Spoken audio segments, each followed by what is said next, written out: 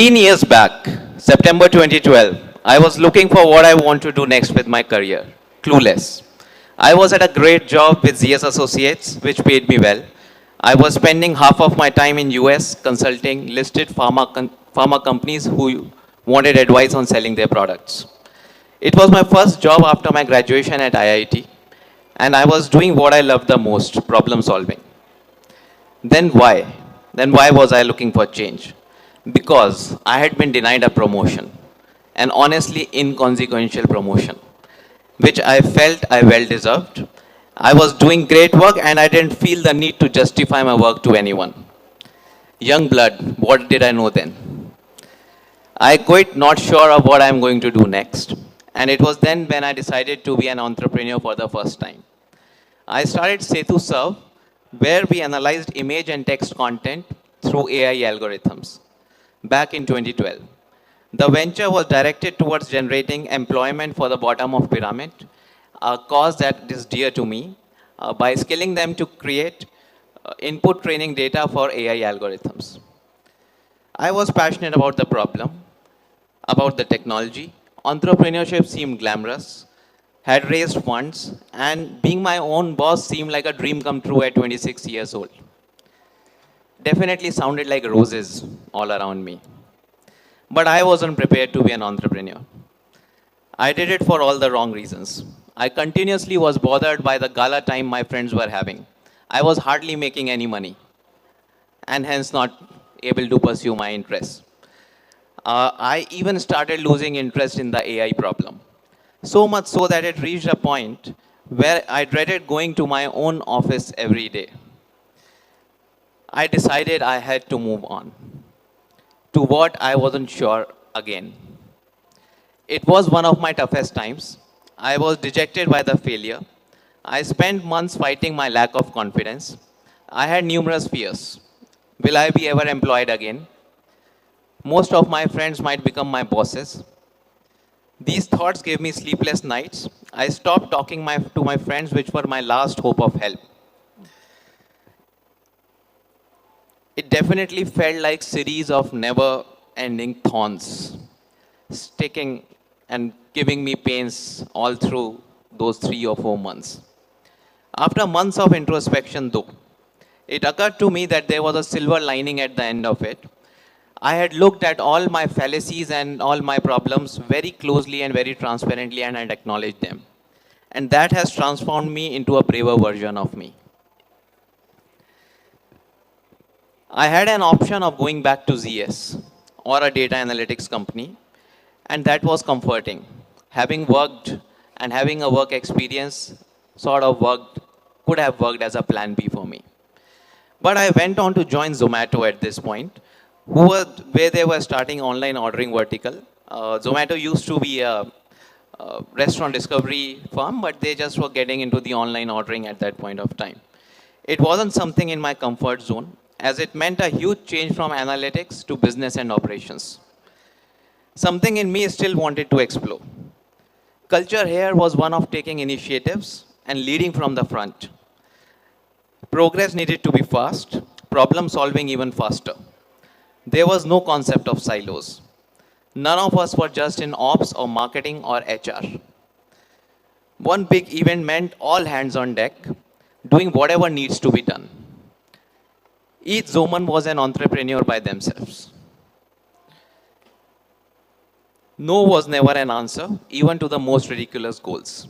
One odd day, the whole company went to install mobile phones at restaurants and training the restaurant staff to take online orders, increasing the upstream strength from 100 to 500 overnight. Another odd day, we were taking goals to beat an opponent which was 15x larger than us in just a small period of 3 months. We eventually succeeded. It did take us 2 years, but setting ridiculous goals helped.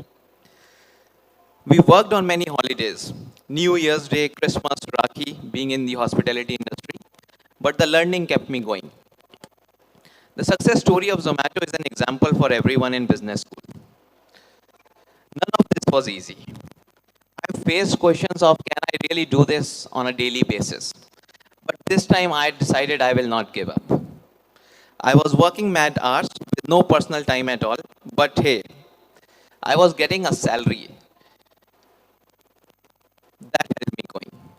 It eventually helps me meet some ends. Eventually, this experience made me realize that the thorns I had endured in the Setu Sav in my first stint and post leaving that stint had actually helped me succeed here. Another great experience for me at Zomato was to learn about grit. It's a Grit is the most important skill needed for an entrepreneur.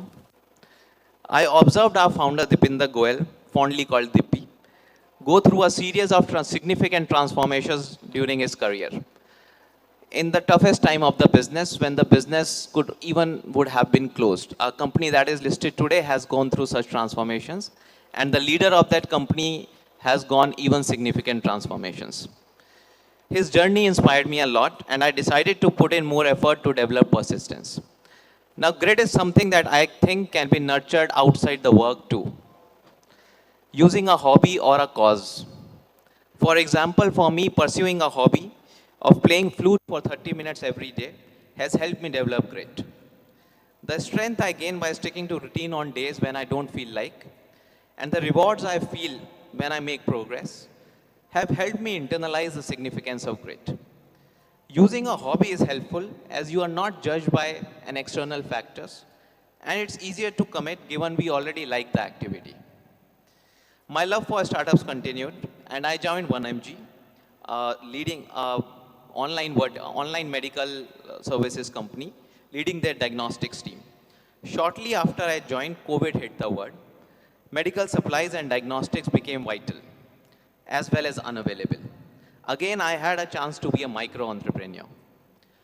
We took multiple initiatives, starting from taking permissions from local authorities to start portable sample collection booths, enabling people to give samples faster. This helped us increase the sample collections from 600 to 11,000 on a daily basis. We created safe stay heavens for our sample collectors by collaborating with empty hotel chains. We even worked with certified agencies to scale up training of pharmacists and about to be graduate students as sample collectors. When I look back, the only reason I could navigate these obstacles was because of a don't take no as an answer DNA that I built at Zomato. Having had this privilege to help people during crisis has given me immense satisfaction, which will probably stay with me throughout my life. And that's definitely a fragrant rose for me. My pursuit of exploration and problem solving led to my current stint of entrepreneurship at Yoho, which I founded with my partner. I didn't come from a footwear or a lifestyle background. I knew nothing about shoes, nor was I passionate about shoes. But by now, I knew a lot about building and scaling businesses. Like all prior switches, exploring something new still excited me. My partner is an expert on footwear, and together we hope to make a stellar team. Every day is still a challenge at Yoho, and I am learning a new skill ranging from footwear design to marketing and creatives, and am far away from my comfort zone. I sometimes know much less than my team members. Yoho comes with its own set of uncertainties, especially when compared to my lucrative jobs. But my quest of unveiling my spirit continues, and I hope it will gradually keep delivering more roses as I master the art of enduring more thorns. When I look back, there are few roses and many thorns that reflect back from every stint. But what kept me going is my acquired understanding of relishing the thorns in quest of roses.